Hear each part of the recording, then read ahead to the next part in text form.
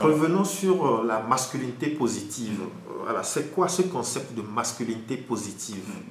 Moi, en fait, de manière très simple, pas de dictionnaire ou de Google et tout ça. Moi, ce que je me dis aujourd'hui, c'est que comment les hommes ont été dans le monde ont fait qu'aujourd'hui, la masculinité a trop été associée à des choses négatives, c'est-à-dire à de la haine, à de la violence, à du manque d'empathie, à des agressions sexuelles et tout ça. Et justement, aujourd'hui, avec la masculinité positive, c'est de se dire, mais la masculinité, elle regorge aussi plein d'autres choses. Elle regorge aussi de la sensibilité, de la responsabilité, de la protection, donc tous ces aspects positifs-là, c'est eux qu'on essaye de vouloir faire sortir. Je sais que pendant très longtemps, on a dit, mais pourquoi est-ce que vous ne changez pas juste le mot masculinité? Changer le mot masculinité, justement, ce serait d'accord avec le fait que le masculin ne vient qu'avec du négatif. Et du coup, pour moi, c'est pour ça en fait qu'il y a cet assemblage de masculinité positive. Aujourd'hui, la masculinité positive, c'est de dire, en étant homme, il y a plein de choses que la masculinité offre à l'homme et qu'il faut explorer. C'est ces choses-là qu'on veut pousser les hommes à explorer. Et je pense qu'une vidéo répond très bien à cette question. C'est une vidéo que Gillette a fait et qui s'appelle The Best a Man Can Be. Donc le meilleur qu'on peut tirer d'un homme ou la meilleure version qu'un homme peut être. Et où on montre un parallèle justement entre les situations où les hommes sont en train d'avoir des comportements exécrables du fait justement de leur condition d'homme, mais où aussi d'autres hommes, du fait de leur condition d'homme, sont en train de rappeler ces premiers hommes-là sont en train de les rappeler justement à leur bon sens et à leur responsabilité. Très bien. Et il y a eu justement cette conférence-là sur la masculinité positive. C'était où et quand? Donc en fait, c'était le deuxième... Il y a eu la conférence en 2016, je pense. En fait, ça a été institutionnalisé.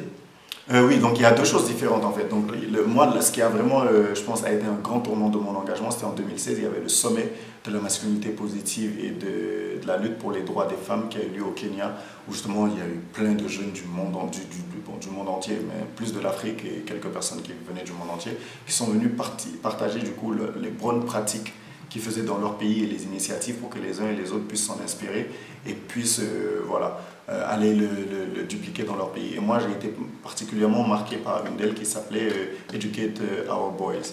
Donc, qui était une initiative, franchement, où des jeunes d'eux-mêmes, des jeunes hommes allaient dans les écoles, allaient dans les espaces de rencontre des jeunes garçons pour parler avec eux, leur dire, voilà les gars, voilà, maintenant, il est temps qu'on arrête de nous associer juste à de mauvaises choses, parce qu'on a beaucoup plus de choses à offrir.